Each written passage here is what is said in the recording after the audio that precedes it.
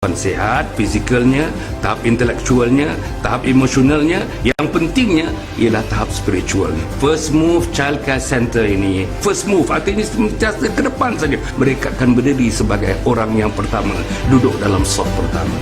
Okey. Assalamualaikum warahmatullahi wabarakatuh. Alhamdulillahirabbil alamin wassalatu wassalamu ala asyrafil anbiya'i wal mursalin sayyidina Muhammadin wa ala alihi wa sahbihi ajma'in. Subhanaka la ilma lana illa ma 'allamtana innaka antal alimul hakim wa la haula wa la quwwata illa billahil aliyyil azim. Qala rabbi shrah li sadri wa yassir li amri wahlul 'uqdatam min lisani yafqahu qawli. Qala Allah Ta'ala fi kitabil aziz, a'udzu billahi minasyaitonir rajim, al-yawma akmaltu lakum dinakum wa atmamtu 'alaikum ni'mati wa raditu lakumul Islam madina. Shadaqallahul azim. Para penonton yang dihormati sekalian, alhamdulillah malam ni kita bertemu lagi tuan-tuan. Untuk pengetahuan tetamu-tetamu saya, kita telah bersiaran sejak 13 hari bulan Mac. Hari ini 8, maknanya lagi 5 hari, cukuplah 4 bulan kita bersiaran setiap hari. Setiap pagi pukul 7, lepas tu kalau misalnya hari Jumaat ada pukul 11, bantu hari Sabtu, hari Ahad ada pukul 12.30, dan satu lagi yang pastinya insya-Allah belum pernah gagal lagi, 9.15 malam kita namakan Salam Husnul Khatimah. Tuan-tuan dan puan, itulah yang kita sajikan kepada para penonton yang dihormati sekalian, yang bilangannya kian meningkat. Tadi dalam titisan embun pagi seperti kuliah subuh tadi, tuan-tuan reach-nya hampir 100,000 orang, tuan-tuan. 100,000 orang reach. Jadi alhamdulillah kita syukur pada Allah Subhanahu Wa Taala bila COVID-19 ini setidak-tidaknya ada satu kesan di situ. Ada satu tanda di situ. Apa tandanya? Tanda kebesaran Allah sudah mula masuk dalam jiwa-jiwa insan. Dan di antaranya mereka pergi kepada di mana ada Facebook, di mana ada website, di mana ada apa juga pun. Dalam YouTube-nya, dalam Instagram dan sebagainya. Mereka gunakan social media sekarang ni. Bukan setakat main-main video game itu. Bukan setakat filem-filem pergi K-pop dan sebagainya. Tapi sudah tercongkil di hati mereka. Untuk pergi kepada program-program yang menjurus kepada jalan Allah Subhanahu Wa Taala. Tuan-tuan dan puan, malam ni kita meneruskan tradisi ilmu ini. Malam ini kita meneruskan tradisi ilmu kita dengan memaparkan dua personality. Dua personality kita paparkan, tuan-tuan. Masya Allah, tuan-tuan dah kenal dua-dua sebab salah seorang daripadanya paling tidaknya sudah 3 atau 4 kali bersama dengan kita sejak bulan Ramadan, selepas Ramadan sampai kini, iaitu Al-Fadhil yang berbahagia, Al-Fadhil Ustaz Amir Adili. Tuan-tuan dan puan, seorang pegawai kanan di Jabatan Penjara Malaysia yang menjaga bahagian hal ehwal Islam di Jabatan Penjara, dan beliau bergerak daripada penjara ke penjara seluruh Malaysia ini. Kadang-kadang saya telefon tak boleh masuk telefon sebab dia ada di tembok yang besar memisahkan penjara dengan manusia di luar, termasuklah tak boleh tembus internet dalam itu, tuan-tuan dan puan. Jadi alhamdulillah dia bersama dengan kita malam ni. Dan yang kedua, tuan-tuan dan puan, tuan-tuan kenal, masya-Allah saya seorang yang, tuan-tuan dan puan, saya sebenarnya sangat-sangat tersentuh. Sebab apa, tuan-tuan? Setiap pagi, tuan-tuan tengok, setiap pagi sejak dalam pukul 4 begitu, tuan-tuan akan dapat mesej daripada manusia ini, insan ini. Apa mesejnya? Bertahajudlah. Apa mesejnya? Berdoalah. Apa mesejnya? Agungkan Allah lah. Apa mesejnya? Muliakan Nabi Muhammad sallallahu alaihi wasallam. Apa mesejnya? Jadilah orang yang beriman. Apa mesejnya? Jadilah orang yang bertakwa. Itulah nasihatnya, itulah peringatannya setiap pagi, tuan-tuan dan puan. Siapa orangnya, tuan-tuan? Orangnya ialah Datuk Nash. Datuk Nash, tuan-tuan, penyanyi daripada kumpulan Left Hander. Satu masa dulu, left handed ke left hander, nanti kita tengok macam mana. Jadi tuan-tuan dan puan, insya-Allah kita pamerkan dua-dua orang ni. Nak membincang satu tajuk, tuan-tuan, Kenapa pilih tajuk ini? Tuan-tuan, saya pilih tajuk ini bila saya baca, bila tanya-tanya orang, tuan-tuan dan puan, Masalah yang besar yang kita hadapi untuk mempraktik agama ialah masalah ilmu agama. Masalah besar tuan-tuan ilmu agama. Anak-anak tuan-tuan dhaif ilmu agama. Anak-anak tidak mampu menggarap ilmu asas agama. Fardu ain, ilmu fardu ain mereka tidak dapat menggarapnya. Umur 12 tahun tak boleh, umur 16 tahun tak boleh, 18 tahun dan 20-an pun tak boleh. 30-an tak boleh. Termasuklah umur lanjut usia macam saya ini yang malakal maut sudah mengintai-ngintai saya. Pun umur sedemikian pun agaknya tuan-tuan masih besar jurang-jurang tentang ilmu agama ini. Tuan-tuan dan puan ya, tajuk kita ialah malu belajar agama. Malu belajar agama. Tuan-tuan ya, kenapa malu belajar agama? Banyaklah faktor-faktornya tuan-tuan. Yang lain tidak malu, tapi belajar agama malu. Tuan-tuan ya. Kita melakukan dosa-dosa, dosa kering, dosa besar, dosa kecil, tak malu kita. Tapi nak belajar agama, melangkahkan kaki, nak jumpa ustaz malu. Nak melangkahkan kaki ke masjid malu. Nak duduk majlis ilmu rasa canggung tuan-tuan dan puan-puan. Kenapa jadi begitu? Kita akan bincangkan perkara ini insya-Allah. Saya minta setelah saya perkenalkan tuan-tuan dan puan apa khabar Fadil Ustaz Amir? Apa khabar Ustaz Amir? Alhamdulillah sihat Datuk. Masya-Allah, masya-Allah. Apa khabar Datuk Nesh? Alhamdulillah, syukur pada Allah. Terima kasih. Tengok suara tuan-tuan, dia bercakap pun suara sedap tuan-tuan. Betul. Ini suara broadcasting punya suara tuan-tuan. Ini suara penyiaran punya suara. Allah, mahal ni. Ini kalau nak cari suara komersial, inilah suara komersial tuan-tuan dan puan. Ustaz Amir tadi komersial juga, tapi komersial komersial tapi Nesh punya ni betul-betul komersial tuan-tuan dan puan. Allah. Okey. Kita nak mulakan tuan-tuan, kita nak mulakan Ustaz Amir Adili. Kita ni sembang-sembang Datuk Nesh, sembang-sembang. Maknanya kita ni informal, kita boleh chip in, kita boleh tak ada masalah. Sembang-sembang. Seolah-olah kita duduk di pangkin depan rumah. Pangkin tahu tak? Tahu. Pangkin di depan rumah, air kopi pun ada, goreng pisang pun ada. Tak ada satu tajuk, ceritalah kita pun. Beranda. Beranda kat beranda tu, masya-Allah. Kalau Melaka punya rumah wajib ada beranda tuan-tuan. Panjang begitu. Tangganya cantik dan berandanya pun cantik tuan-tuan dan puan. Tuan-tuan dan puan dan mata sekalian, saya nak minta yang berbahagia Al-Fadhil Ustaz Amir Adili untuk memulakan dalam masa 3-4 minit ini memukaddimahkan. Kalau kita berbincang mengenai malu belajar agama, what is the most appropriate introduction untuk kita berikan tajuk ini kepada para penonton yang dirahmati sekalian. Sila Ustaz. Bismillahirrahmanirrahim. Alhamdulillahirabbil alamin wassalatu wassalamu ala rasulil amin wa ala alihi washabbihi ajma'in. Rabbi shrah li sadri wa yassir li amri wa hlul 'uqdatam min lisani yafqahu qawli. Subhanaka la ilma lana illa ma 'allamtana innaka antal alimul hakim wa la haula wa la quwwata illa billahil aliyil azim. Amma ba'd. Yang saya kasihi Datuk Dr. Hassan bin Muhammad Ali. Terima kasih Datuk Doktor di atas jemputan pada malam ini. Dan yang saya kasihi juga rakan panel saya pada malam ini Datuk Nasruddin bin Ilyas ataupun kita kenali sebagai Nesh ataupun bagi saya Abang Nesh lah. Sahabat-sahabat, rakan-rakan penonton muslimin muslimat. Assalamualaikum warahmatullahi taala wabarakatuh. Waalaikumsalam. Alhamdulillah, syukur pada Allah Subhanahu wa taala kita dipertemukan malam ini dan bicara malam ini malu dalam belajar agama. Allah Subhanahu wa taala merakamkan dalam surah Al-Ahzab, Allah taala sebut wallahu la yastahi minal haq. Sesungguhnya Allah Subhanahu wa taala itu tidak malu menerangkan tentang kebenaran. Allah Subhanahu wa taala yang menciptakan diri kita pun menyatakan dalam Al-Quranul Karim, Allah Subhanahu wa taala tidak pernah malu untuk menyatakan kebenaran. Itu yang poin yang kita ambil yang pertama malam ini, Allah sendiri menegaskan bahawa dia tidak malu untuk menyatakan kebenaran. Dalam keadaan sedemikian, Allahumma salli ala sayyidina Muhammad. Rasulullah sallallahu alaihi wasallam pun menyebut, walaupun Rasulullah sallallahu alaihi wasallam menyebut iaitu wal haya syu'batu minal iman. Hadis Abu Hurairah meriwayatkan daripada Rasulullah sallallahu alaihi wasallam, Rasulullah sebut wal haya syu'batu minal iman. Malu itu sebahagian daripada iman. Maknanya kita mudah faham untuk kita faham bahawasanya malu itu adalah cabang daripada iman. Malu itu adalah cabang daripada iman. Malu adalah sifat yang mahmudah, sifat yang mulia yang diletakkan oleh Allah Subhanahu Wa Taala, yang diletakkan oleh Rasulullah Sallallahu Alaihi Wasallam sebagai satu sifat yang mulia. Baik, tapi dalam konteks kita mempelajari, mencari gali ilmu Allah Subhanahu Wa Taala, Allah Taala nyatakan bahawasanya tidak perlu malu untuk menyatakan kebenaran.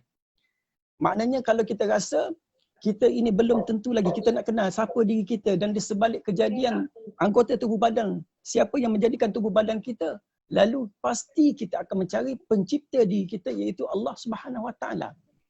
Orang yang belum lagi mengenali siapa pencipta diri dia, dia akan cuba ikhtiar, cuba cari sedaya upaya untuk cari siapakah di sebalik penciptaan diri dia, yang tidak lain tidak bukan adalah Allah Subhanahu Wa Taala. Jadi bertitik tolak daripada situlah kita sepatutnya tidak perlu malu untuk mencari gali ilmu Allah Subhanahu Wa Taala. Kerana kita perlu ingat, di sebalik nama kita sendiri pun, Allahumma salli ala sayyidina Muhammad, adanya agama Allah Subhanahu Wa Taala, izzah Allah Subhanahu Wa Taala. Macam contoh Abang Nash sendiri, Allahumma salli ala sayyidina Muhammad, Nasruddin bin Ilyas, Datuk Nasruddin bin Ilyas. Di sebalik nama pun, mungkin mak ayah tadi doakan kepada Abang Nash untuk bantu agama Allah Subhanahu Wa Taala. Jadi bertitik tolak daripada situ, kita untuk nak kenal diri kita dan lebih mengenali siapa pencipta diri kita, Allah Subhanahu Wa Taala.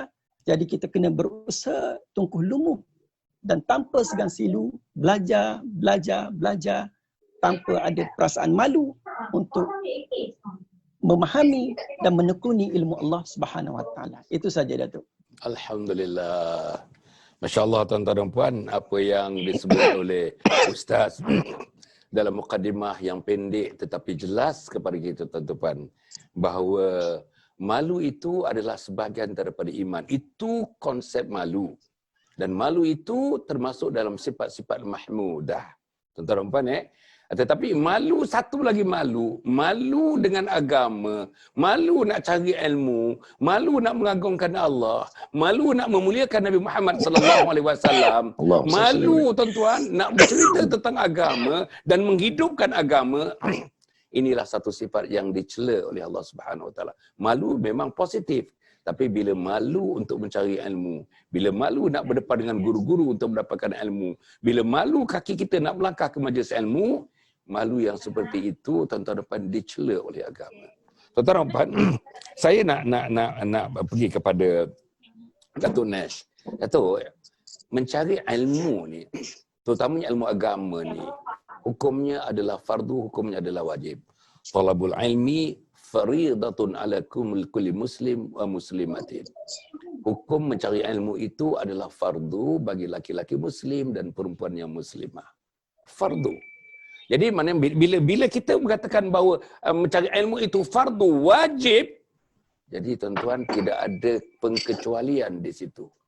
Yang sudah baligh mesti cari ilmu, sebelum baligh pun diajar mencari ilmu, yang remaja pun kena cari ilmu, yang dewasa pun kena cari ilmu, yang tua kena cari ilmu, yang tua bangka macam saya pun kena cari ilmu. Sebab kita nak menghadap Allah Subhanahu Wa Taala, terutamanya nak menjawab soalan-soalan kubur nanti, man rabbuka wa man nabiyuka, dan seterusnya, mestilah dengan ilmu yang kita dapati perolehi semasa kita diizinkan hidup di dunia ini. Beberapa tahun kita diizinkan.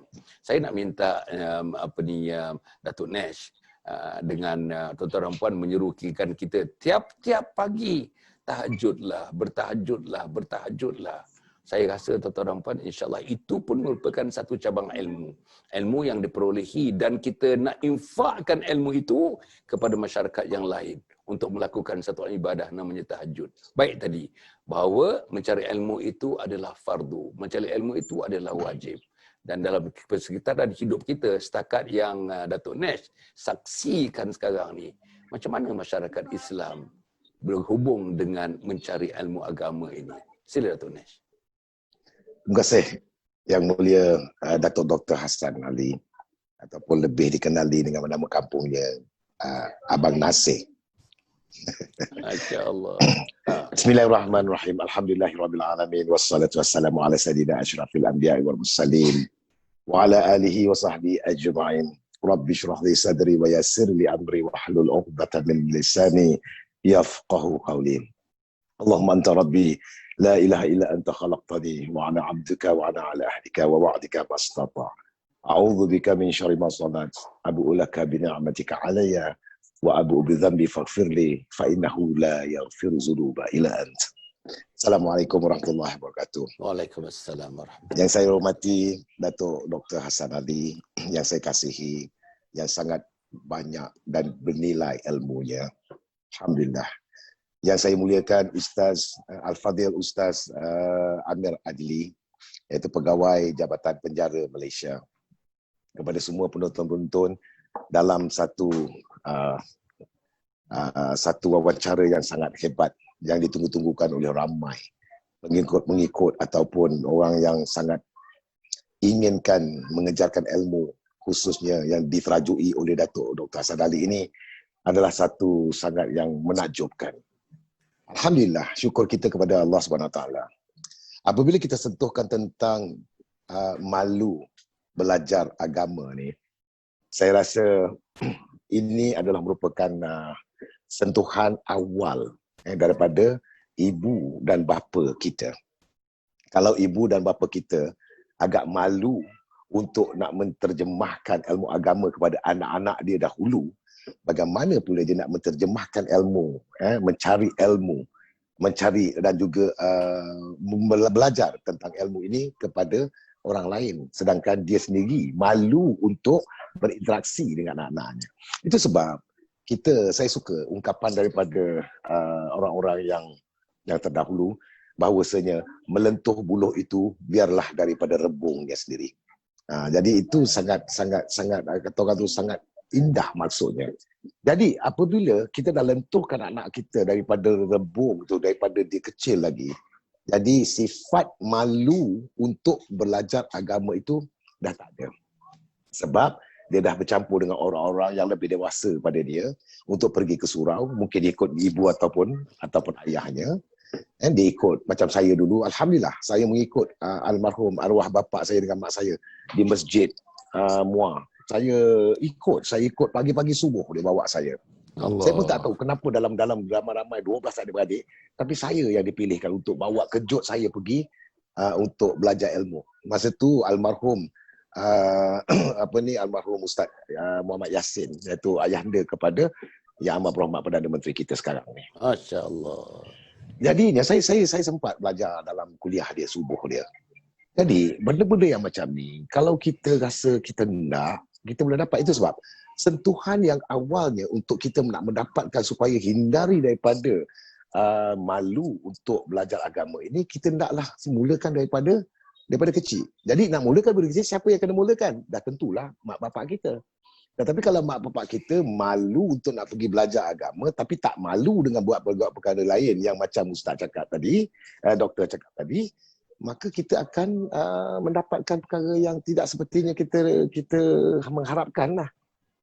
Jadi bagi saya, itu sebab bila kita dah masuk ke lebih mencabar lagi, terutamanya macam kita zaman sekarang ni, kita dah ada alam maya, seperti mana kita dah ada kita punya WhatsApp, kita dah ada kita punya Zoom, kita dah ada kita punya Twitter dan sebagainya. At least sentuhan sedikit untuk mengingatkan diri kita sebenarnya yang utamanya tu. Sebab innama al-a'malu binniyat. Maknanya apabila kita meniatkan benda tu untuk diri kita dan kita salurkan, kita terjemahkan kepada rakan-rakan sahabat kenalan kita yang ada dalam phone ni, kalau satu hari pagi sekali pun cukup lah maknanya kan. Itu kita tak malu. Saya rasa tak ada perasaan malu langsung. Sebab saya ni lagi orang yang da'i, bukan macam Al-Fadhil Ustaz-Ustaz yang ada. Bukan macam Al-Hafiz. Saya ni hanya orang kedil. Tetapi saya cintakan ilmu Allah. Saya sukakan ilmu Allah. Banyak ilmu-ilmu Allah yang bermanfaat. Jadi apabila saya rasa benda itu tersentuh, dan lebih-lebih lagi bila kita sekarang ni dah ada anak, dan saya pula dah ada cucu. Ya Allah, setiap hari saya ingin mendoakan anak-anak saya dan cucu-cucu saya. Jadi untuk nak dapatkan itu, kita sharekan benda yang ini, agar ni belajar ilmu ni, kita jangan malu. Jadi ini sebahagian daripada ilmu agama kita, untuk kita terjemahkan kepada masyarakat, kepada sahabat kita yang kenalan kita yang seumpamanya, daripada kita doakan untuk dia, lebih baik kita bagikan kenalan kita kepada dia. Jadi silaturahim itu akan lebih kukuh, Sebenarnya saya bukan nak minta orang-orang panggil saya ustaz pun. Kan? Tapi ada di antara kawan-kawan saya, dia panggil saya Ustaz Nas dah. Dia kata, janganlah, saya baru nak start. Jadi kalau nak cerita pasal ustaz ni, ya Allah, jauh langit dengan bumi. Tetapi apabila kita dah dapat pelajaran, dah dapat ilmu yang ustaz-ustaz lain apa, kita hendaklah berkawan dengan mereka-mereka ini. Kalau kita meletakkan kasih sayang kita kepada orang-orang yang berilmu, maka kita sekurang-kurangnya, kalau dia pun sendiri ada niat yang dia lokek ilmu dia kepada kita, Allah akan buka pintu hati dia untuk dia menterjemahkan ilmu dia pula kepada kita. Untuk dia mengajar kita untuk menjalankan ke arah kebaikan. Kadang-kadang dia akan cerita kata, Nash, malam ni adalah ustaz ni ada ceramah kat sini. Jadi kita dah tahu dah. Saya tiap-tiap malam peneman saya ialah ustaz-ustaz. Peneman tidur saya ustaz-ustaz sebelum saya tidur. Mesti ada saya punya laptop, saya punya iPad saya. Jadi iPad saya ada speaker satu, saya buka-buka. Maklumlah orang hidup seorang, Ustaz. Jadi peneman saya yang membisikkan telinga saya, inilah dia, ustaz-ustaz. Banyak ustaz. Termasuk ustaz-ustaz daripada Indonesia. Ilmu-ilmu dia sangat hebat. Jadi apabila dengar-dengar sampai saya tertidurlah. Setiap malam saya begitu. Jadinya apabila kita dapat benda ni, kita tak perlu malu. Bagi saya mula-mula saya kata, saya ni macam lah hebat sangat nak mengingatkan orang malu ke kan. Tak ada. Saya tak ada langsung perasaan malu. Saya rasa Allah mentadbir saya, Allah lead saya dengan sesuatu benda yang sangat bermanfaat. Jadi saya tak nak manfaat itu saya seorang. Kadang-kadang daripada kita ceritakan kisah-kisah dunia, kita ceritakan kisah-kisah indah, kisah-kisah cinta. Kan, apabila kita ceritakan itu kan kita rasa seronok, kan kita nak share. Tapi apabila kita ceritakan tentang ilmu Allah, tentang ilmu yang Rasulullah curahkan kepada kita, Rasulullah nak dapat ilmu ni pun bukan mudah, Datuk. Ustaz, betul? Jadi malaikat Jibril datang wahyu hantar. Dia pun dapat, dia gigil, dia takut, kan? Jadi banyak ilmu yang kita dapat belajar daripada Rasulullah sallallahu alaihi wasallam.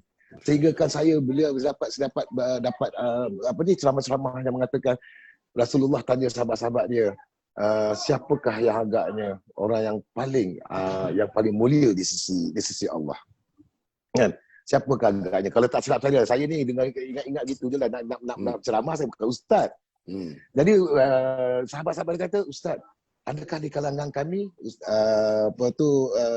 sahabat tanya, ya Rasulullah, adakah ini di kalangan, adakah yang mulia itu di kalangan kami? Nabi Rasulullah kata bukan. Siapa lagi? Jadi sehingga kan semua yang disebut tu semua bukan. Kan? Nak kata malaikat pun dikata, adakah malaikat lebih mulia? Tidak. Tapi yang sebenarnya yang mulia ialah umatku. Yang tanpa aku tak jumpa dengan dia, tetapi di akhirat, ya, dia mencurahkan kasih sayang dia kepadaku, kan? Dia memberikan doa kasih sayang, maknanya yang tidak berbelah bagi. Inilah dia umatku yang tidak hidup dalam zamanku. Allah. Jadi inilah benda-benda yang macam ni, ya, tak? Jadi macam mana? Rasulullah pun dah ingatkan kita daripada zaman dia lagi. Jadi kita ni bersyukur. Yang pertamanya, subhanallah, saya sangat bersyukur kerana saya adalah salah seorang daripada umat Rasulullah sallallahu alaihi wasallam. Allah. Jadinya kita rasa inilah kita dapat manfaatkan bersama. Jadi kalau orang yang malu untuk belajar agama, minta maaf saya cakap, kalau orang itu malu untuk belajar agama, maknanya macam mana nak cakap, maknanya dia sepatutnya dia malu jadi manusia. Allahu akbar, masya-Allah. Okey. Tuan-tuan, yang hujung itu yang cantik, tuan-tuan. Kalau orang malu nak belajar agama, maka sesungguhnya sepatutnya dia malu menjadi manusia dan tidak seharusnya menjadi manusia. Manusia tidak menjadi manusia kalau kembarannya bukan ilmu. Manusia tidak menjadi manusia kalau kembarannya bukan amal. Manusia tidak menjadi manusia kalau kembarannya bukan beribadah kepada Allah Subhanahu wa taala. Wa ma khalaqtul jinna wal insa illa liya'budun. Tuan-tuan dan puan-puan mati sekalian, saya rasa seronok sangat ni. Nesh tadi menyebutkan tuan-tuan, untuk kita supaya tidak ada sifat malu. Kurang malulah kata-kata tuan. Dia ditanam daripada kecil-kecil lagi. Mak bapak. Tuan-tuan, mari kita renungkan sebentar. Tuan-tuan pejamkan mata dalam 2-3 saat, renungkan. Mak bapak kita macam mana? Mak bapak kita banyak bapak Nash, bawa Nash tiap-tiap subuh. Tiap-tiap subuh bawa ke masjid. Tiap-tiap subuh bawa ke masjid. Is that the kind of parent that we have? Itu soalannya. Dan kita pula menjadi parent. Jangan blame orang tua-tua kita. Kita yang menjadi parent. Dengan TV menyebutkan, dengan surat khabar menyebutkan, dengan social media menyebutkan, dengan kawan-kawan menyebutkan, khutbah Jumaat menyebutkan. Tuan-tuan, tapi kita juga macam-macam orang dulu-dulu juga, katanya tuan. Sepatutnya kita sudah melalui satu zaman reformasi akal, reformasi fikir, reformasi bertindak untuk kita mencari ilmu dan suluhnya menghidupkan Islam dalam kehidupan kita. Ustaz, saya nak pergi kepada Ustaz Amir Adili. Ustaz, kita ni kalau tuan-tuan kata, minta maaf tuan-tuan kalau tak betul ni, saya ini observasi. Saya dah hidup 72 masuk 73 tahun dah tuan-tuan, jadi observation ni banyaklah program-program yang kita buat dan sebagainya. Okey, kita ni rata-ratanya, agaknya termasuk saya pun, ilmu ni ada dua. Satu tuan-tuan, ilmu akli. Satu lagi ilmu naqli. Akli, naqli. Ilmu akli, ilmu untuk hidup di dunia, memudahkan kita hidup di dunia. Apa pun ilmu dunia, ilmu akli. Satu lagi ilmu naqli. Ilmu naqli, ilmu akhirat, ilmu aqidah, ilmu syariah, ilmu akhlak, ilmu tasawuf, ilmu Quran, ilmu hadis, ilmu balaghah, berbagai-bagai ilmu lagi tuan-tuan. Itu ilmu naqli. Nah, saya nak tanya Ustaz begini. Rata-ratanya kita ni ilmu akli, hebatnya. Ilmu akli untuk hidup sampai umur 60-70 tuan-tuan. Ada yang mati 40 tahun tuan-tuan. Itulah ukurannya, gunanya ilmu untuk tahun-tahun yang begitu. Tapi ilmu naqli, tuan-tuan akan berada dalam satu dunia, tidak ada saat, tidak ada minit, tidak ada jam, tidak ada hari, tidak ada minggu, tidak ada bulan, tidak ada tahun, tidak ada kurun. Namanya alam akhirat tuan-tuan dan puan. Jadi kalau kita tidak ada berilmu, tidak ada ilmu untuk duduk di alam akhirat sedemikian, tuan-tuan bayangkan tuan-tuan, apa nak jadi kepada kita? Apa nak jadi kepada anak kita? Soalan saya kepada Ustaz ialah, macam mana ketidakseimbangan dalam hidup kita ni antara ilmu akli dengan ilmu naqli. Ilmu akli ni menonjol begitu hebat. Ilmu naqlinya tuan-tuan dhaif dalam kehidupan kita ni. Sila Ustaz.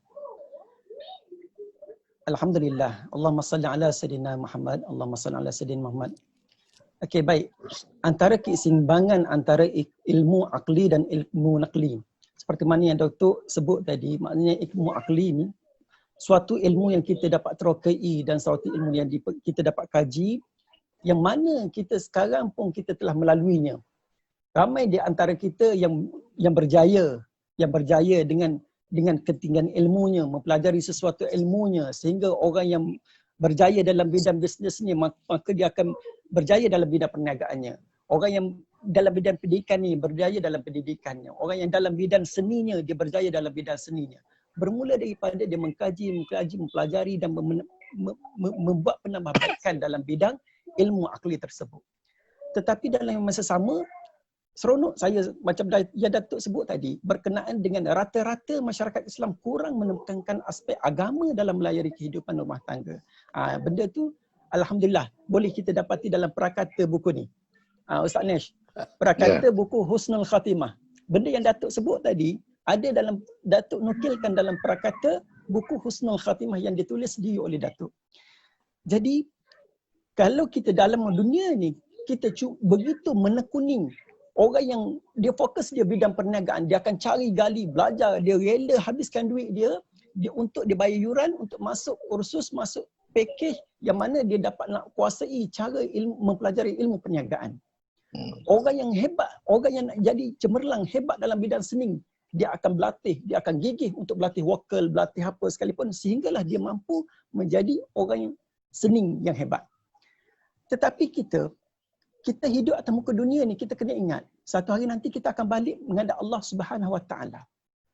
Yang akan menjadi bekal kepada kita nanti adalah apa dia? Yakni agama Allah Subhanahu Wa Taala. Yakni ilmu agama yang kita akan bawa bekal menghadap Allah Subhanahu Wa Taala. Mana mungkin kita akan boleh menghadap Allah Subhanahu Wa Taala tanpa kita meletakkan ilmu agama dalam jiwa kita, dalam roh kita untuk kita bawa menghadap Allah Subhanahu Wa Taala. Sebab itu perlunya kesinambungan antara ilmu akli, lebih-lebih lagi adalah ilmu nakli, yakni ilmu nakli itu mendasari Al-Quran dan hadis baginda sallallahu alaihi wasallam. Allahumma salli alaihi. Allah Subhanahu Wa Taala jadikan diri kita ni, Allah Ta'ala jadikan diri kita ni bukan jadi macam tu saja, tapi Allah Ta'ala bekalkan kepada kita Al-Quranul Karim sebagai panduan hidup kita. Dzalikal kitabu la raiba fih hudal lil muttaqin. Allahu Akbar. Orang yang jaga Quran, Allah Ta'ala sebut dalam surah Hijr, inna nahnu nazzalna dzikra wa inna lahu lahafizun. Dalam surah Hijr juzuk yang ke-14. Sesungguhnya inna nahnu nazzalna dzikra, sesungguhnya kamilah yang menurunkan Al-Quran itu, dan nama lain juga di sebalik nama Al-Quran iaitu Az-Dzikr, wa inna lahu lahafizun, dan kamilah yakni Allah Subhanahu Wa Taala yang menjaganya. Orang yang jaga agama dalam kehidupan dia, orang yang jaga Al-Quran sebagai panduan hidup dia, maka orang ini akan dijaga oleh Allah Subhanahu Wa Taala, senantiasa dibimbing oleh Allah Subhanahu Wa Taala. Dan kita juga kena ingat atas muka dunia ni, kita hidup atas muka dunia ni, kita perlu rasa hidup bertuhan. Kena rasa senantiasa hidup bertuhan. Allahu Akbar. Abang Nesh, saya dulu Abang Nesh, masa saya kecil-kecil, masa peringkat saya sekolah menengah, saya tak reti apa, tapi semua saya kadang-kadang saya dengar je. Saya kadang-kadang saya naik bas sekolah, ulang alik pergi balik, kadang-kadang driver bas sekolah tu dia suka pasang lagu-lagu. Kadang-kadang saya dengar lagu yang termasuklah lagu Abang Nesh. Termasuklah ketika mana kita pergi pasar-pasar malam. Dulu pasar malam Abang Nesh dia jual kaset tu kan. Kaset yang mana dalam satu kaset dia dihimpunkan macam-macam kumpulan tu. Ada 12 lagu lah. Dan macam-macam kumpulan, iklimnya, ekspedisinya, slamnya, meganya, springnya, samudranya, existnya, slamnya, macam-macam. Kadang-kadang saya jalan pergi pasar malam tu Datuk, Nesh dan penonton semua. Kadang-kadang saya terdengar satu lagu ni sentiasa pada syurga di wajahmu.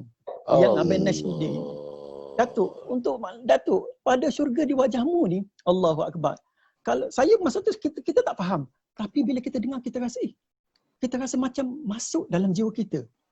Seolah-olah ada sesuatu dalam diri kita di sebalik lagu tu. Pada syurga di wajahmu. Sebab apa dia Datuk? Awal-awal lagu tu dimulai dengan dia sebut Tuhan sengaja menduga kita. Di mana kesabaran manusia? Saya yang lengguknya Abang Nesh yang tahu lebih arif. Lepas ni kita Abang Nesh sikit aja. Okey Allah. Tuhan, saya ingat Tuhan sengaja menduga kita di mana kesabaran manusia. Sedangkan kalau mungkin yang penulis lirik masa tu ataupun mungkin Abang Nesh sendiri, tapi Abang Nesh saya rasa dia menjiwai, sebab tu bila dia nyanyi tu penuh feel. Sehingga kan Datuk lagu ni pada syurga di wajahmu ni Datuk juara lagu tahun 1992. Allah. Baik. Tapi kita tak nak cerita panjang pasal lagu tu Datuk. Cuma saya nak tengok kadang-kadang bila kadang-kadang dalam lirik tu tadi Tuhan sengaja menduga kita. Sedangkan dalam surah Al-Mulk pun Allah Taala dah sebut allazi khalaqal maut wal hayat liyabluwakum ayyukum ahsanu amala. Allah Taala ni yang jadikan diri kita ni, yang jadikan kematian, kehidupan tidak lain tidak bukan liyabluwakum ayyukum ahsanu amala. Untuk menguji, senantiasa menguji kita siapa yang lebih baik amalannya di sisi Allah Subhanahu Wa Taala. Dalam chorus dia pula Datuk Nesh dia punya Allahu Akbar. Kalau orang yang belajar taranum ni Datuk, macam Nesh ni, dia sentiasa duduk di atas suara qarar, dia panggil suara kepala. Suara ni bukan suara perut lagi, suara kepala ni. Suara yang memang sukar orang nak dapat ni. Masa dia tarik chorus tu saya dia kata ku yang hanyut di arus gersan. Aku yang hanyut di arus gersan, di laut ribut melanda. Dan berenang ke pelabuhan mencari kasih sayang sebenar. Kau menahan segala seksa, di hati hanya berdoa. Ku berenang ke pelabuhan mencari cinta apa Abang Nesh tu? Cinta yang sebenar. Mencari cinta yang sebenar. Allah, kalau kita tengok masa tu Datuk, saya tak faham. Tapi bila kita dengar ada macam ada satu benda yang nak sebenarnya Ustaz, maaf saya sentuh sikit lah. Kalau cerita pasal lirik ni Ustaz, kalau cerita pasal lirik lagu ni, banyak lirik-lirik lagu-lagu saya memang menyentuh jiwa, khususnya untuk kita menghalakan kebesaran Allah. Antaranya ialah macam lagu Ku di Halaman Rindu. Ku di halaman rindu hanya berteman bunga yang layu. Yang orang dengar ni, dia ingatkan di antara kita dengan kekasih. Tetapi sebenarnya kita dengan Allah. Benar. Ini dia. Macam katakan lagu banyak. Lagu Nur Hidayah saja lagu. Satu lagi lagu asli. Keaslian dirimu memukau matahari, redup bumi ini tika aku menanti. Allah. Lagu ni memang benar-benar lagu ketuhanan. Dia menceritakan tentang rohani kita. Kalau nak dengar lagu lancak, dulu pun saya dah bercakap juga dengan Datuk Dr. Hasan Ali. Lagu setiap hari, kalau orang rockers ni kalau dengar lagu ni, dia kira macam kalau dia tak insaf pun rasa-rasanya dia tersentuh jugalah. Kalau dia insaf dia lagi bagus. Macam lagu Seruan. Seruan ni untuk mengajakkan orang betapa indahnya kalau kita dengar suara azan daripada pagi. Dia menceritakan daripada azan sampailah kita sampai kita bangkit. Gigil menggigil aku, ku dengar suara kebesaran, terbangun dari tidurku, suara azan berkumandang.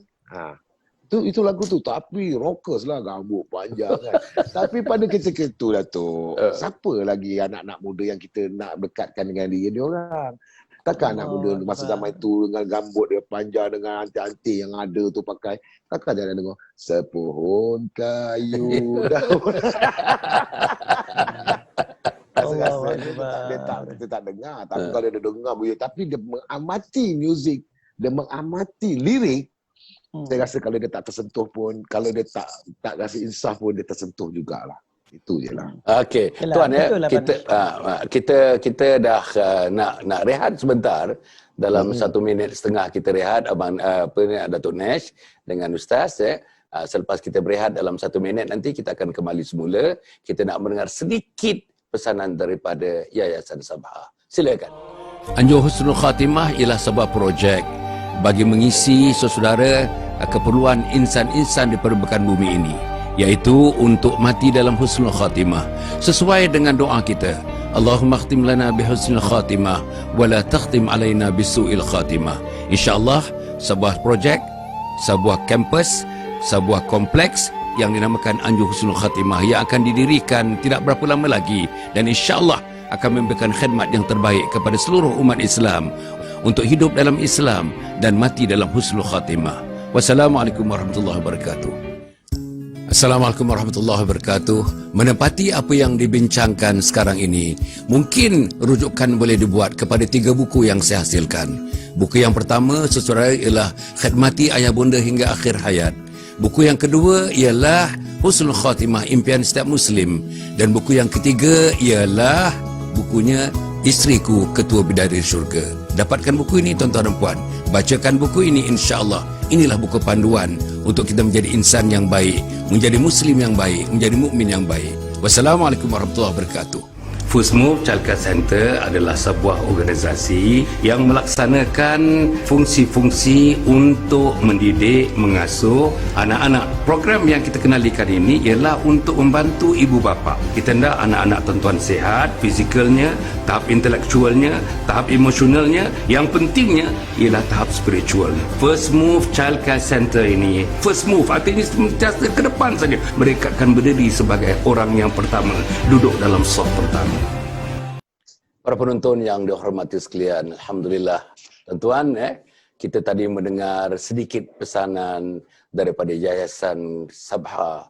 Tuan-tuan dan puan, kita nak membangunkan Anjung Husnul Khatimah yang akan menyediakan modul-modul 3 hari 2 malam, 3 hari 2 malam. Nama modulnya ialah pendidikan hujung usia untuk mati dalam husnul khatimah.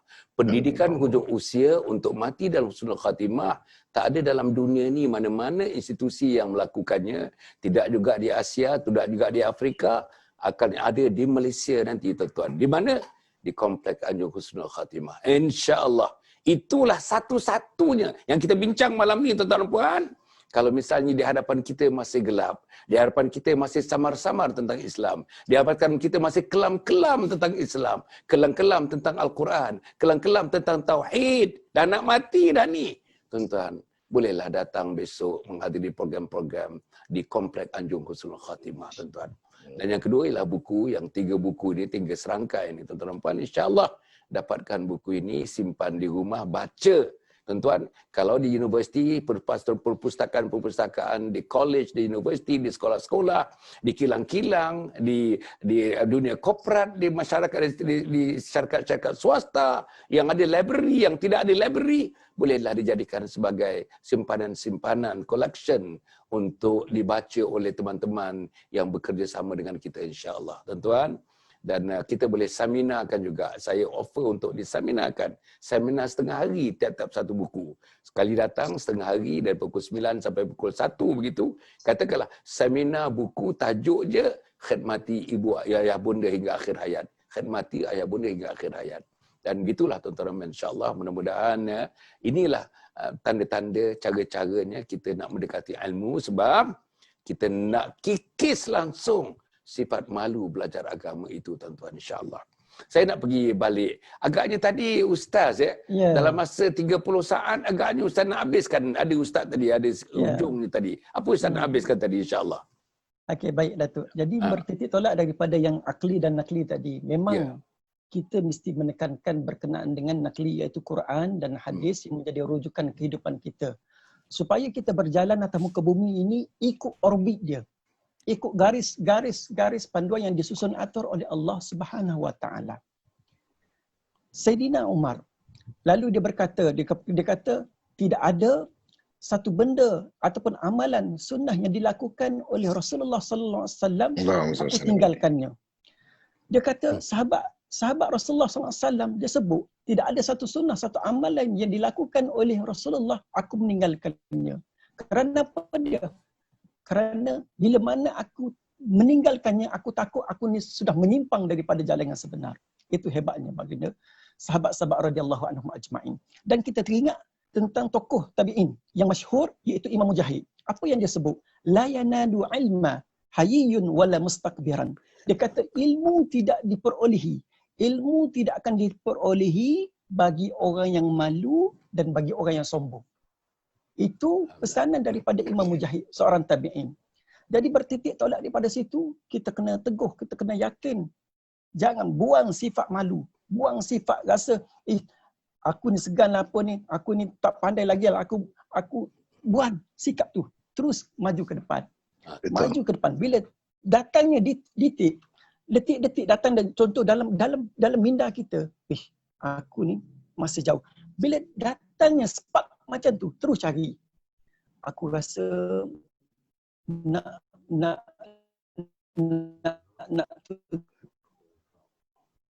rasa macam segan dah lama dah usaha ke arah sana. InsyaAllah bertitik tolak daripada usaha kita untuk cari Allah Subhanahu Wa Taala, dekat dengan Allah Subhanahu Wa Taala, Allah Taala akan buka jalan. Seumpama Nesh, kisah ni berlaku. Saya tengok dulu antara saya masa saya kecil-kecil dulu, saya suka tengok forum. Saya suka tengok forum perdana.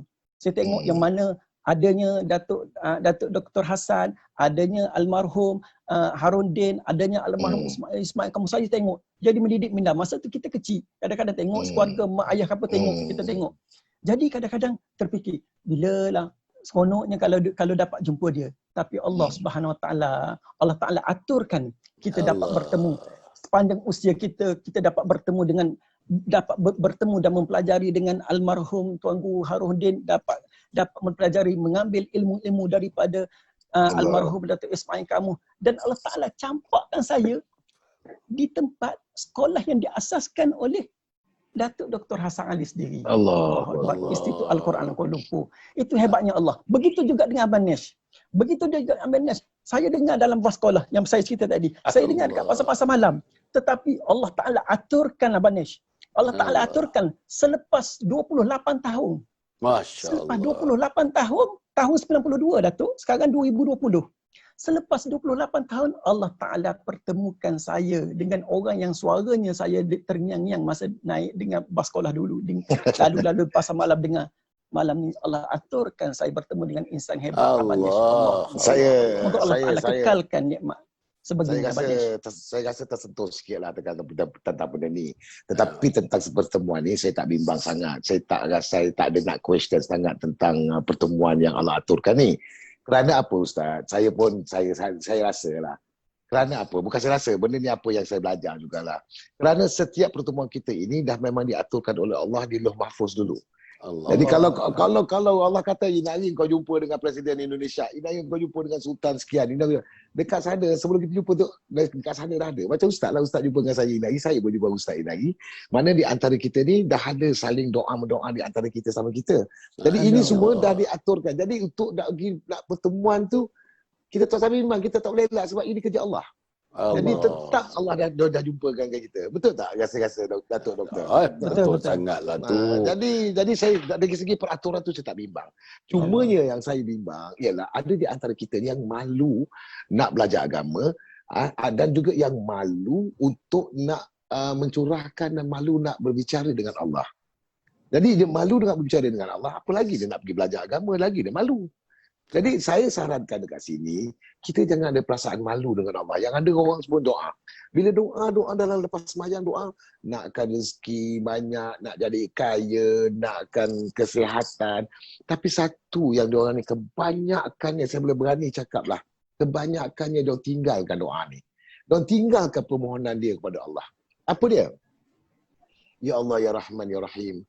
Sekiranya ajal aku ini dekat, sekiranya ajal aku telah tiba, aku mohon kepadamu ya Allah, kau lembutkanlah lidahku untuk mengucap dua kalimah syahadahmu ya Allah. Asyhadu an la ilaha illallah wa asyhadu anna Muhammadar Rasulullah. Kau lembutkanlah lidahku. Saya rasa jarang orang nak minta sebab dia takut dia tak ada mati. saya rasa lah Ustaz, saya tak menuduh. Tapi biar kebanyakannya macam jarang ni tak minta pun masa dia orang nak mati. The akhir dia, the last word ever that you can announce sama ada dalam diri you, hati you ataupun you sebut kuat-kuat, the last word is asyhadu an la ilaha illallah. Itulah dia dinamakan husnul khatimah. Jadinya jarang. Saya cakap dengan anak-anak saya, awak lepas sembahyang apa semua sekali kan, nak minta rezeki, memang semua minta rezeki. Jadi kita sama semua minta rezeki. Kan nak minta jauh daripada malapetaka, sama jauh. Itu dah memang wajib ada. Tapi kenapa awak tinggalkan untuk awak nak mintakan supaya awak lembut lidah awak, fasihkan lidah awak untuk nak menyebutkan kalimah syahadah itu. Masya Allah. Para penonton yang hormati sekalian, tuan-tuan ya, seronok saya tuan-tuan, betul. Inilah dia tuan-tuan dan puan inilah dia majlis-majlis. Keseronokan ini tuan-tuan, minta maaf saya tuan. Kalau kita tengok filem, keseronokan itu habis ketika itu untuk itu. Tapi kalau kita berbicara soal-soal agama macam ni, diduduk dalam jiwa terus berkembang. Tuan-tuan, akhirnya ada satu kerinduan tuan-tuan. Ini rindu kepada Allah, rindu nak melihat wajah Allah Subhanahu wa taala di akhirat nanti tuan-tuan. Dan itu juga disebutkan. Dan anjung husnul khatimah yang saya nak bangunkan bersama-sama dengan teman-teman dan Perbadanan Wakaf Selangor, itulah dia tuan-tuan. Supaya setiap orang yang hadir dalam program-program 3 hari 2 malam, 3 hari 2 malam, 3 hari 2 malam, 3 hari 2 malam, modul-modul itu untuk membawa mereka satu keyakinan, matilah dalam la ilaha illallah Muhammadur Rasulullah. Hadis mengatakan mati mengucap la ilaha illallah Muhammad la ilaha illallah dakhalal jannah. Tuan-tuan, tempatnya ialah di syurga Allah Subhanahu wa taala. Allah tuan-tuan, inilah yang kita pun perlu juga Datuk Doktor kan, perlu juga zikir-zikir kita kan. Selain daripada macam zikir apa ni Allah zikir yang paling yang kita jangan lupa, jangan tinggalkan kan. La ilaha illallah wahdahu la syarika lah lahul mulku wa lahul hamdu yuhyi wa yumiitu wa huwa ala kulli syai'in qadir wa la haula wa la quwwata illa billahil aliyyil itu kan. Allahumma inna nas'alukal jannah itu. Betul. Allahumma inna nas'alukal jannah. Allahumma inna as'alukal jannah. Allahumma inna as'alukal jannah. Allahumma inna as'alukal jannah. Barulah kita minta jauhkan daripada neraka. Allahumma inna as'alukal jannah. Allahumma ajirna ataupun Allahumma ajirni minan nar. Allahumma ajirni minan nar. Allah. Jadi kadang-kadang orang terlupa. Allahumma ajirna minan nar. Kan orang Allahumma ajirni minan nar, jauhkan neraka dia. Syurga dia tak minta. Allahumma inni as'alukal jannah. Betul tak Ustaz? Ya, betul. Betul eh? Tapi malu betul. Macam ni Abang Nesh, macam Rabi'atul Adawiyah, dia malu. Cuma dia kata dia malu nak minta syurga. Tapi dia takut dengan neraka Allah Taala. Kan dalam rintihan dia ilahi lastuli firdaus ala tu. Allah dia kata dia malu. Tapi yang Abang Nesh amal tu, subhanallah, Abang Nesh amal doa doa penghulu segala doa tu.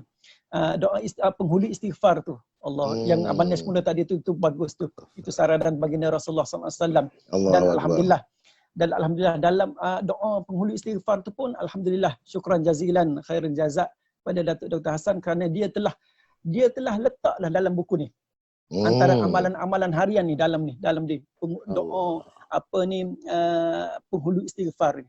Siapa yang amal doa penghulu istighfar, dia mati pagi tu dakhalal jannah, dia masuk syurga. Allah akbar. Sebenarnya Okey. Ya, Sila. Datuk Nesh, sebenarnya kita ni untungnya Datuk Nesh. Beruntungnya kita kadang-kadang kita ni hanya suap je Datuk Nesh. Orang dah bekalkan, orang dah sedia lauk dah. Kalau kata makanan fizikal tu, mungkin kita kadang-kadang kita nak kena beratur, nak kena cari, nak kena cebok lauk lain. Tapi kadang-kadang makanan rohani ni orang dah sedia dah. Cuma kita nak suap je. Macam contoh apa yang diusahakan oleh Datuk Dr. Hassan dengan buku Husnul Khatimahnya, dengan buku Isteriku, Ketua Bidadari Syurganya, dengan buku Khidmat Ayah Bonda hingga ke syurga. Ya Allah Subhanahu Wa Taala. Buku ni kalau kita kata package 3 buku ni dalam lebih kurang RM75. RM65. Ya, RM65. kalau tengok pada harga semua ni RM75, tapi Datuk bagi diskaun lagi. Datuk bagi diskaun RM65 lagi package untuk 3 buku. Kalau Ya kita Allah. tengok di luar sana Abang Nesh, Allah Akbar. Kadang-kadang kalau orang buat macam makanan-makanan, orang buat sampai orang boleh beratur kerana orang buat package. Tapi ini Ya makanan yang nak Saya- kekal dengan kita ni Allah Subhanahu Wa Taala ni. Saya pernah beli online makanan dengan harga RM100. Allahu Akbar. Allah, RM100 satu kotak gitu je, kesian kat saya. Tapi nak buat macam mana? Kan kita nak support, tapi tak apalah. Halal. Yalah, insyaAllah. bagus. Okey Datuk. Okey, tuan-tuan dan puan-puan mata sekalian, masih lagi tadi banyak kali disebut Ustaz Amir dan Nesh sebut banyak Quran. Tuan-tuan saya nak menyebutkan, saya terbaca tuan-tuan dalam salah satu akhbar memaparkan ada 3 manusia. Oleh kerana dalam akhbar ni saya sebut namanya, minta maaf kalau namanya disebut tuan-tuan dan puan, tapi berita baik, ceritanya pun dalam akhbar itu cerita baik. Seorang namanya Jami'an Punijan. Ni orang belah-belah Johor lah agaknya nama macam ni kan Kemudian tu seorang namanya Bismi Amir Hamzah dan isteri namanya Puan Rohana. Umur mereka, Jami'an ni umur 60 tahun. Bismi umur 55 tahun. Puan Rohana ni umurnya 54 tahun, isteri kepada Bismi. Tuan-tuan mereka tidak boleh baca Quran asalnya. Tak boleh baca. Baca mengangkat-angkat, huruf tak berapa kenal, terutama yang Jami'an tadi tuan-tuan dan puan tuan-tuan tapi atas usahanya hilang, memang malu dengan anak, malu dengan cucu, malu dengan orang masjid, malu dengan ustaz, malu dengan imam, malu. Tapi mereka sudah berupaya untuk menepis kemaluan itu, malu itu, tuan-tuan dan puan. Akhirnya mereka belajar. Dalam umur yang sedemikian. 60 tahun, 50 tahun, 54 tahun. Akhirnya tuan-tuan sekarang ni, mereka jadi guru mengajar Al-Quran. Allahu Akbar. Tuan, tiga.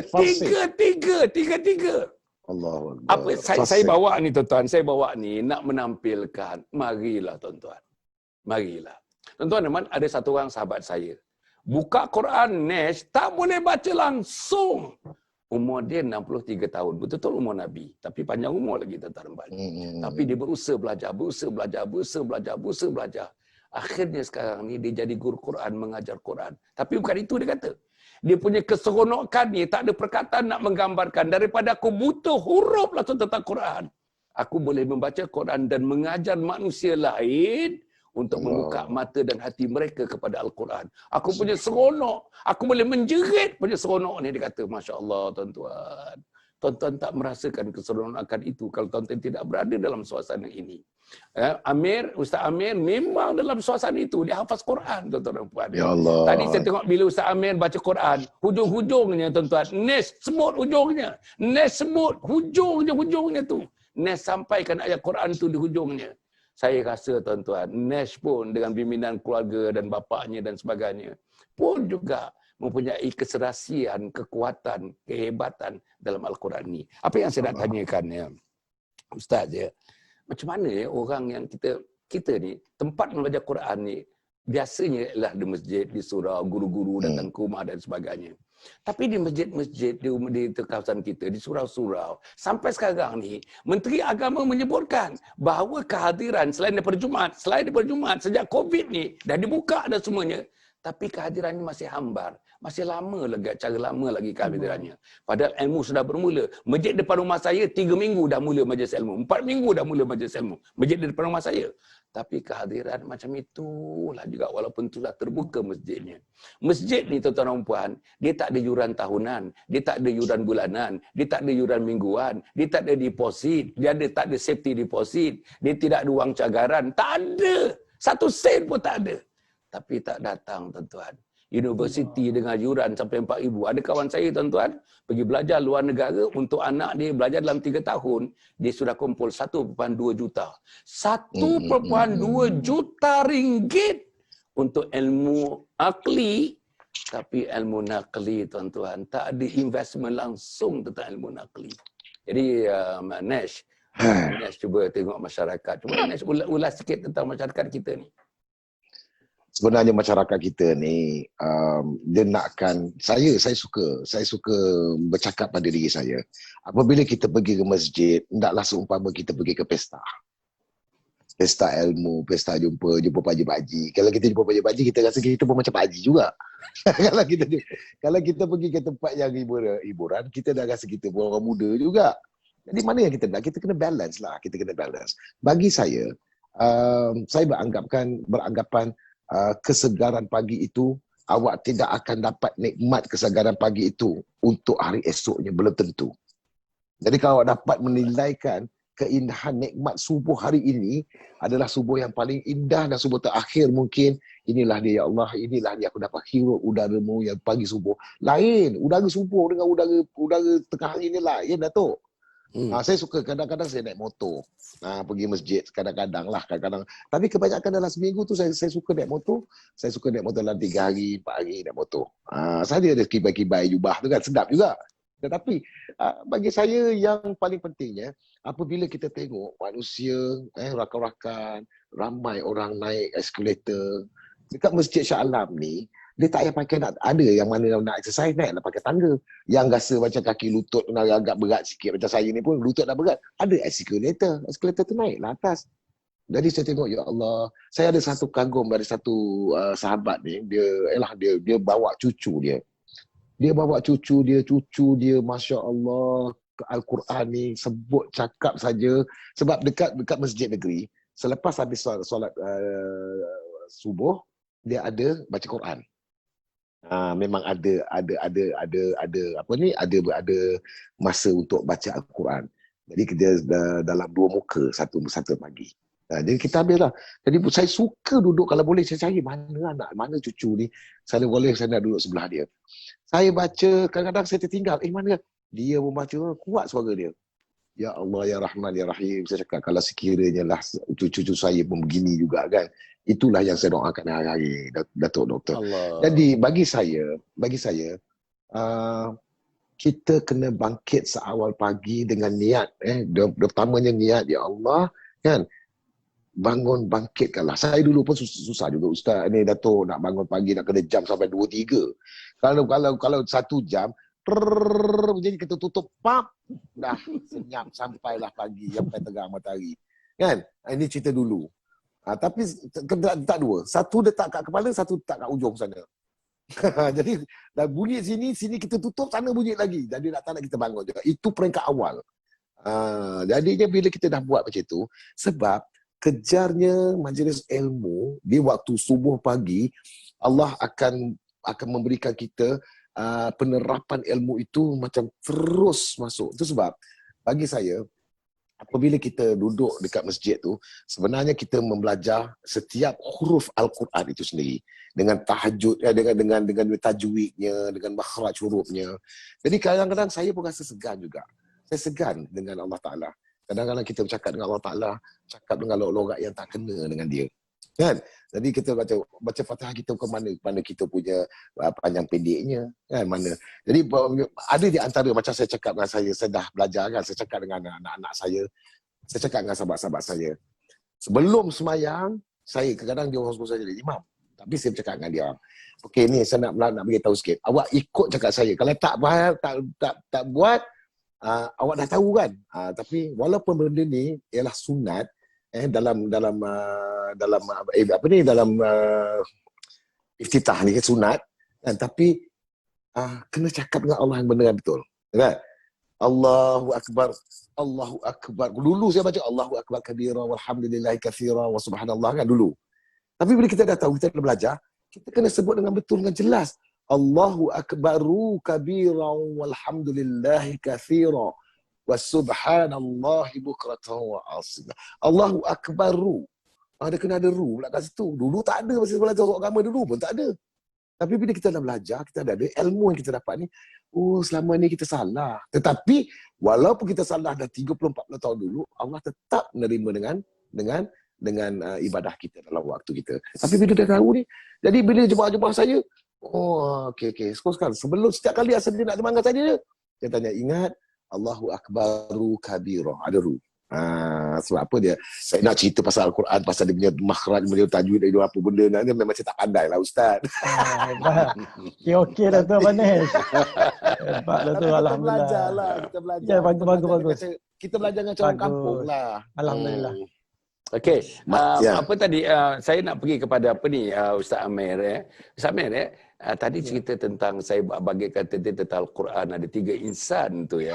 Umur 60, 55, 54 dalam keadaan tak boleh baca asalnya, buta Al-Quran asalnya. Kemudian sekarang sampai boleh mengajar Al-Quran.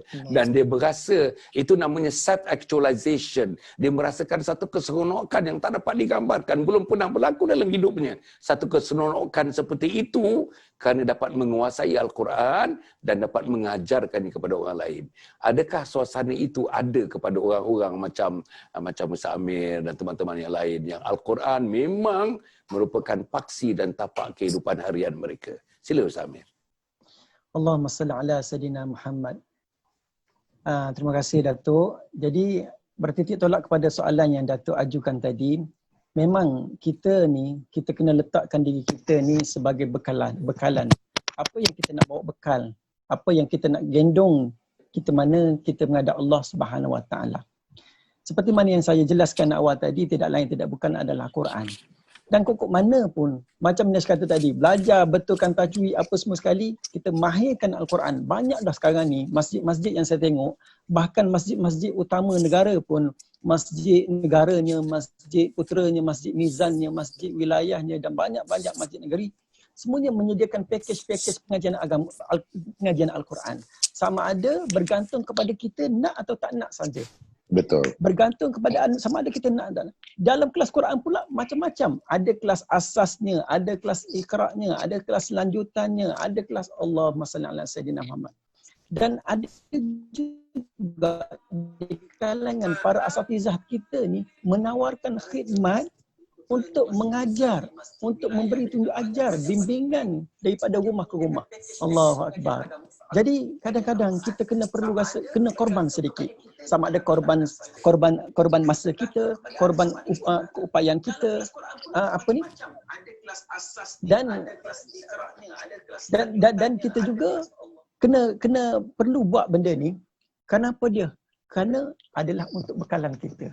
Kita jangan fikir orang lain dulu, kita nak selamat diri kita. Bahkan benda yang kita kongsi nanti, benda yang kita dapat nanti dengan niat kita untuk kita kongsi dengan orang lain juga. Dan kita, cara kita fikir, bila mana kita ni diberi hidayah oleh Allah Ta'ala, kita diberi ilmu oleh Allah Ta'ala, kita dah, orang kata peringkat kita ni dah Alhamdulillah, kita dah buatlah perasaan malu untuk kita belajar. Dalam masa sama, Datuk, kita kena ringan mulut kita untuk sama-sama doakan kepada orang lain. Dan kita jangan sekali-kali didik mulut kita, kata Nabi sallallahu alaihi wasallam, falyakul khairan aw liyasmut. Katakanlah benda-benda yang baik dan diam. Dan Syekh Mutalawi Sya'rawi, dia kata, Syekh Mutalawi Sya'rawi seorang ulama hebat, ulama Mesir yang hebat. Apa dia kata? Dalam kita melihat kepada orang lain. Apa dia yang dia kata? La tahkum ala ahadin min madiyah. Fa Umar bin Al-Khattab kana kafiran wa asbaha amirul mu'minin. Kata Syekh Mutawali Sya'rawi ni, dia kata, jangan kamu menghukumkan seseorang tu pada sejarah yang lampau. Dia kata, kamu lihat Umar bin Khattab, dulunya dia kafir, kemudian berubah menjadi Amirul Mukminin. Ya Allah. Itulah kita kena ambil. Kadang-kadang kena ambil kata-kata sebegini, kena sematkan dalam diri kita, khususnya supaya kita dapat menekuni agama, khususnya dalam bidang Quran.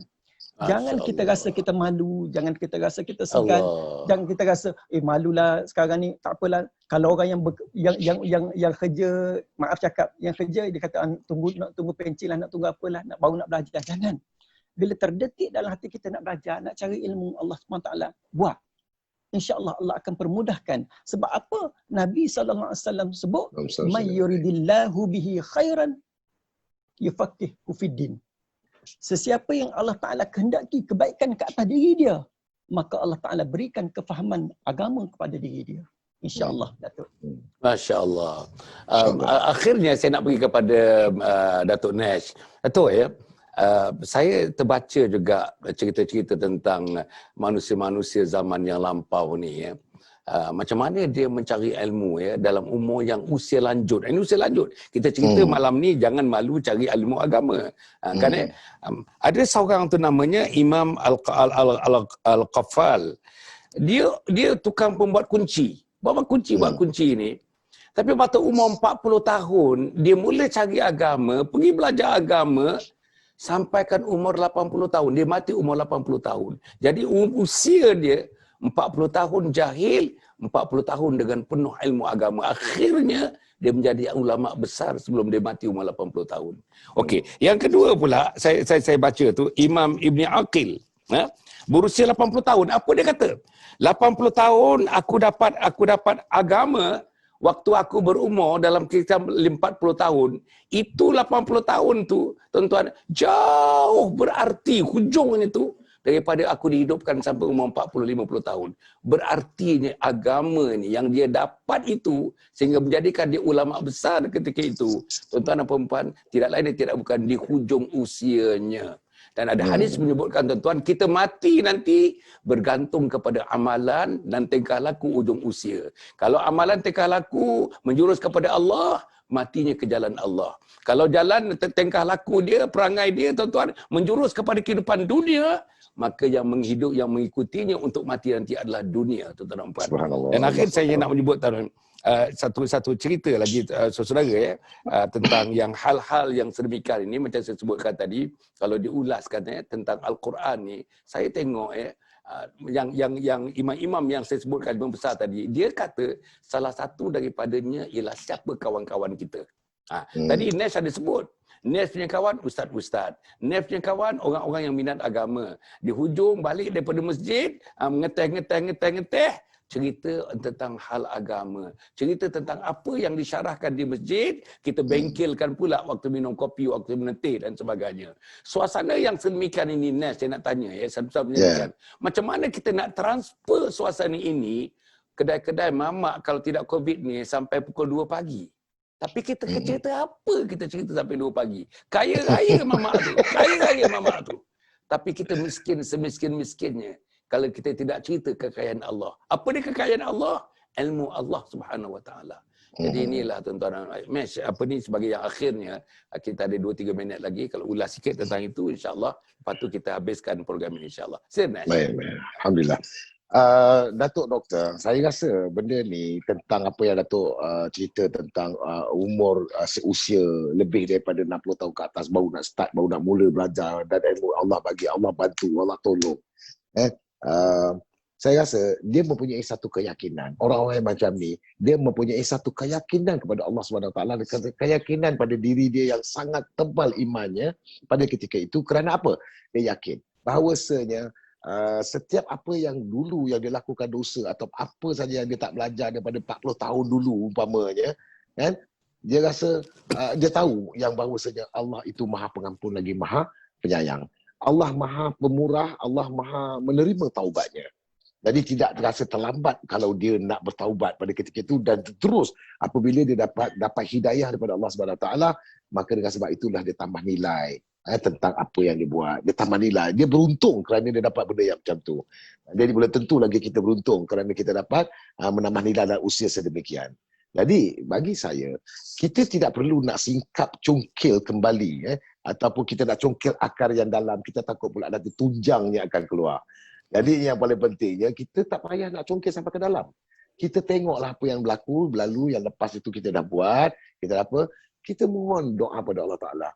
Kerana Allah, kita yakin bahawasanya Allah tetap akan menerima taubat kita. Innaka la tukhliful mi'ad. Betul? Betul. Sesungguhnya Allah itu tidak memungkiri janji. Ya, betul. Apa yang dia dah janji. Jadinya apabila kita dah tahu yang kita ni diterima oleh Allah tentang apa yang kita, jadi dekat situlah kita ada keyakinan bahawasanya. Itu sebab saya tak rasa pelik apabila ada orang yang bukan Muslim tetapi dia masuk Muslim dalam usia yang lambat, tetapi keyakinan dia menghadap Allah, keyakinan dia untuk menterjemahkan bahawa dia ini adalah manusia yang sangat daif di sisinya, dia nak betul-betul baca Fatihah dia pun tak betul lagi sebab dia usia nak masuk Islam umur 50 tahun ke atas. Cakap pun pelat lagi. Jadi macam mana nak cakap Arab? Lagi dahsyat. Tetapi saya yakin Allah Ta'ala akan aturkan malaikat untuk bisik kepada dia. Ini dia cari yang betul. Dia cari ilmu. Dia cari cikgu yang betul. Tak pasal-pasal ada ustaz nak datang membetulkan dia. Dekat situ dia dapat betul. Itu sebab saya kagum dengan orang-orang yang macam ni. Allah. Jadi tidak ada had umur langsung untuk kita nak belajar. Untuk kita jangan malu kepada belajar agama ni. Wah, jadi, saya suka yang akhir tu, Nes. Tidak ada had umur langsung. Tuan-tuan, tidak ada had umur langsung untuk belajar agama. Untuk malu belajar agama. Untuk malu belajar agama dan kembali kepada Allah Subhanahu Wa Taala. Sekurang-kurangnya, tuan-tuan, di lubuk hati kita ini sudah tertampung ilmu kebesaran Allah Subhanahu Wa Taala, tuan-tuan. Saya dah akhirnya nak membacakan ni, tuan-tuan. Nesh punya tuan-tuan, Nesh punya yang apa yang diberikan kita pada pagi tadi, tuan-tuan. Pagi tadi, hari ni saya nak bacakan ni. Nesh mesti ingat ni. Dia hari-hari, tuan-tuan. Hari-hari dia WhatsApp dengan kita. Apa yang saya nak baca ni WhatsApp pagi ni, tuan-tuan, hari ni. Apa dia kata? Assalamualaikum warahmatullahi wabarakatuh, sahabat yang budiman, yang dimuliakan. Sahabat, tuailah minda dan jiwa kita ke arah yang lebih mulia dan bertakwa, agar dapat kita gendong rohani yang suci ini dengan keikhlasan yang sejati sehingga ke akhir hayat kelak. Sesungguhnya Allah Maha Pentadbir lagi Maha Mengetahui. Selamat menjalani ibadah subuh yang berbayang barakah. Amin ya rabbal alamin. Inilah Nesh. Hari-hari Ustaz Amir, hari-hari tiap-tiap pagi. Ini tuan-tuan, hari ini punya yang saya baca ni, hari ini punya. Mudah-mudahan Allah panjangkan usia Nesh. Mudah-mudahan hari-hari selagi tangan dia boleh mengetuk dia punya handphone tu, selagi itulah kita hendakkan, tuan-tuan. Insya-Allah inilah benih-benih iman di pagi hari. Inilah benih-benih takwa di pagi hari. Tuan-tuan dan puan yang macam saya cuma terlintas sedikit. Datuk, saya cuma terlintas sikit yang Datuk sebut tadi, yang saya tulis tadi pasal rohani itu. Ya. Kita ni membawa rohani kita ke mana saja kita pergi. Sama ada di tempat yang suci ataupun di tempat yang tidak suci. Kita bawa rohani kita ni. Jadi macam mana kita nak letakkan rohani kita ni agar rohani kita ni akan mentadbirkan diri kita untuk jalan yang lebih berilmu, jalan yang lebih baik, jalan yang apa. Jadi kita kena gendong rohani kita ni. Bukan nama rohani perempuan, rohani kita yang ada, jiwa kita. Nah, itu yang saya maksudkan. Okey, Itu yang saya tuan-tuan, maksudkan. alhamdulillah. Tuan-tuan, selalu kita habis pukul 10.15. Tapi sekarang ni kita dah lebih 20 minit. Sebab saya seronok, tuan-tuan. Seronok dengan Ustaz Amir. 10.35. Sekarang 10.30, selalu 10.15. Tapi pasal Nash ni, pasal di mukamu wajah syurga. Apa tadi? Apa dalam lagu dia? Cik Ahmed? Ustaz Ahmed? Pada syurga di wajahmu. Datuk. Ya. Datuk. Ya.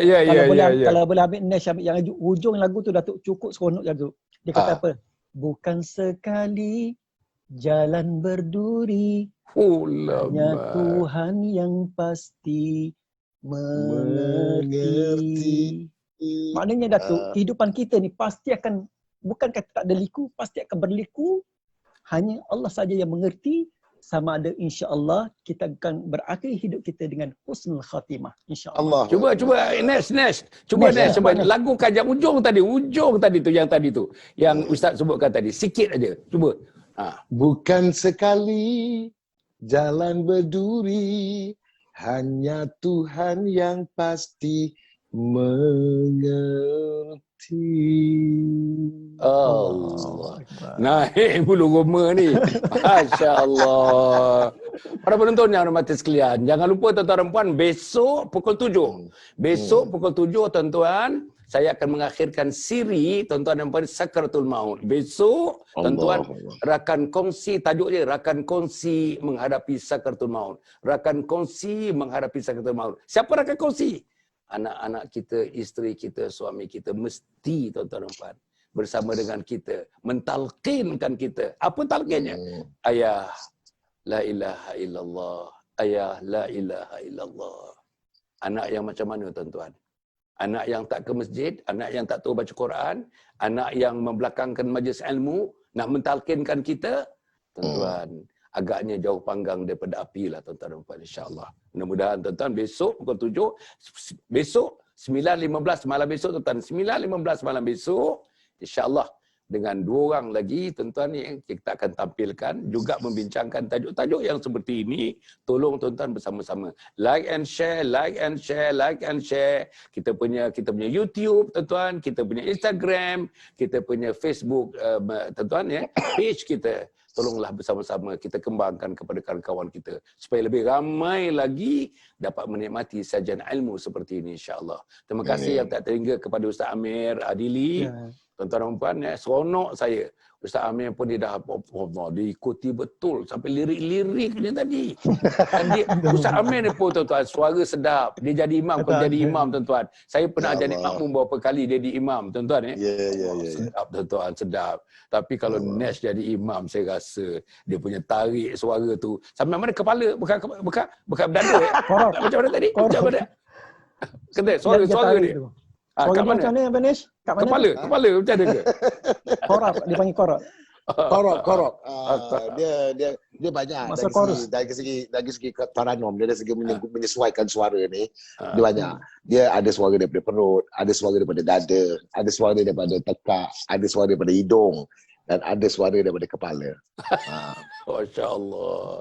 So yang Nash punya lagu tadi, yang ditarik suara tu daripada kepala. Masya-Allah. Macam mana Nash? Datuk nak dengar tu. Kepala tu. Kepala tu macam kepala mana tu? Kau menahan segala siksa di hati, hanya berdoa. Itu dia. Allah.